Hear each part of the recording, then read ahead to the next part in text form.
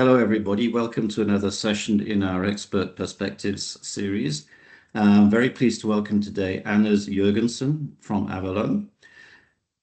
Rupert and I came across Anders at the Eurofinance conference in Copenhagen, where we actually met somebody who likes KYC.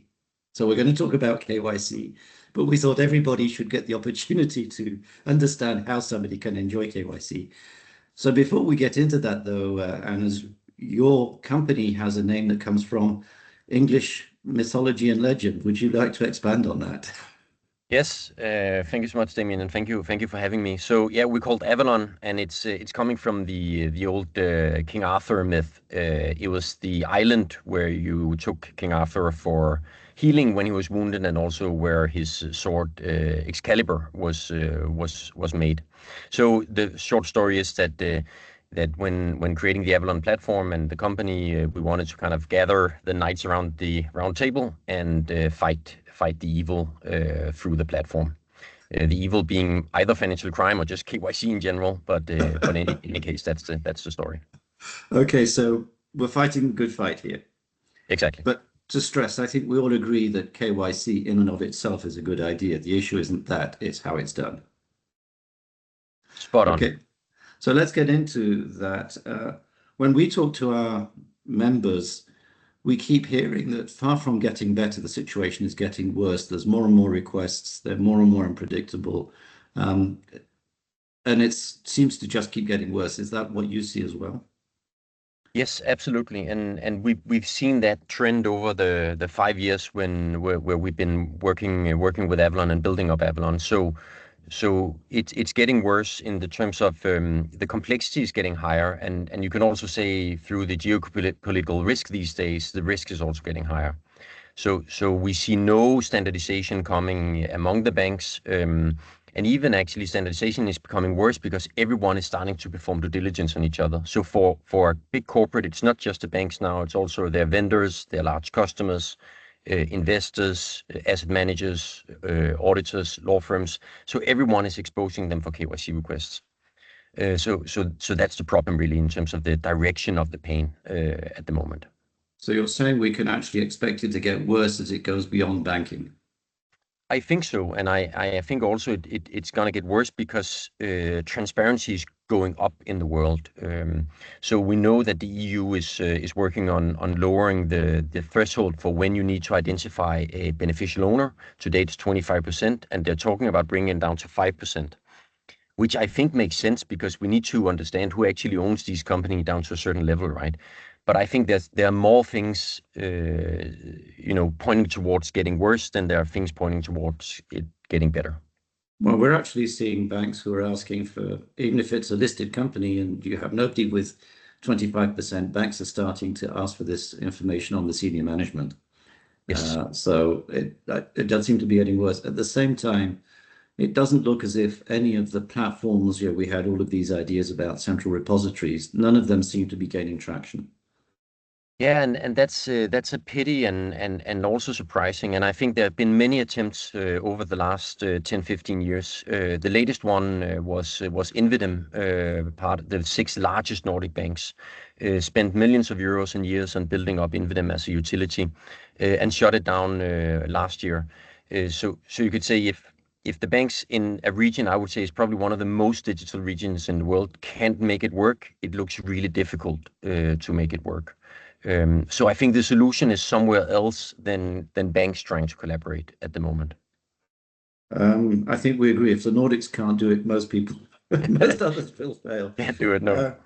Now, what we're increasingly seeing is that this is leading companies to basically set up their own internal teams. Is that a trend that you're seeing? And also that then leads to the question of in-source or outsource. And I suspect you have a view on that.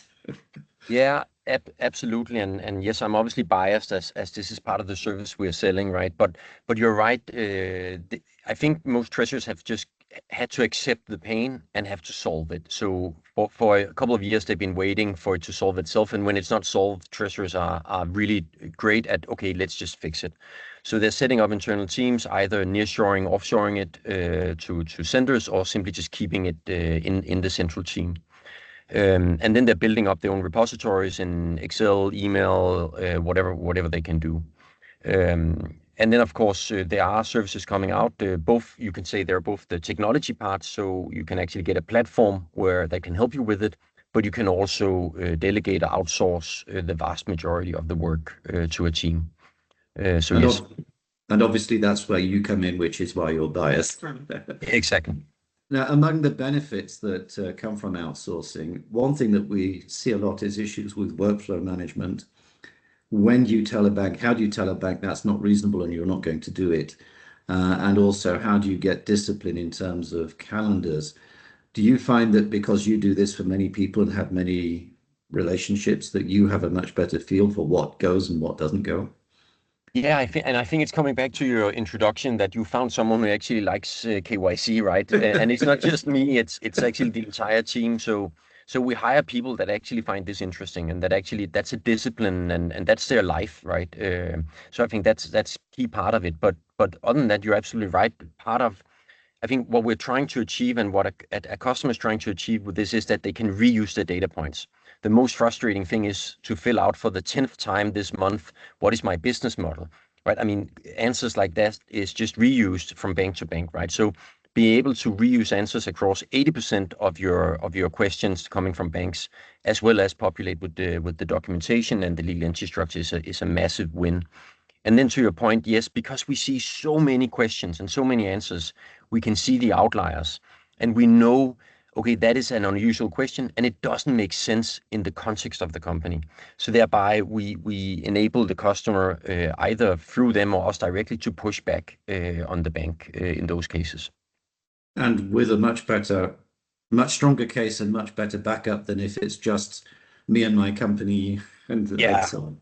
Exactly, because the banks are masters at just pulling the compliance card, right? And of course, as a treasurer, you should be concerned because then, hey, am I getting an account opening delayed, and I also owe them a lot of money, so there's this power balance always in play, right?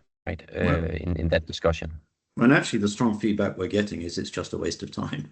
Yeah, People have real work to do. yeah, exactly. I would say actually, if you go 10 years back, you could find corporates also in my old days in corporate banking. You could find corporate treasurers that would say, hey, listen, it's a total waste of time and I don't see the purpose. Today, we don't meet people that don't see the purpose. To your in the introduction, everyone agrees this is important, but that's not an excuse to run really, really bad processes, right? And I think that's what we're also seeing in the banks, that simply because they had this enormous need for just getting it solved some way, the process is not very beautiful. And that's what we're trying to fix. Okay, final point. There's a lot of data security issues underneath all of this. We're gathering people's passports, people's utility bills, and so on. And that raises serious issues about privacy. And in fact, a lot of the time, these things end up being sent around by email and kept on email systems. Is that something that you help address? Yeah, absolutely. And it's a growing concern. And I think this is what the banks have missed to understand. Actually sitting in front of a treasurer and saying, hey, when we send you a request, what actually happens in your background, right? And it's exactly this. Well, I'm reaching out to 50 or 75 officers and I'm getting their personal identifiable information and I'm storing it in my H drive and then I'm just sending it around the world with emails, right?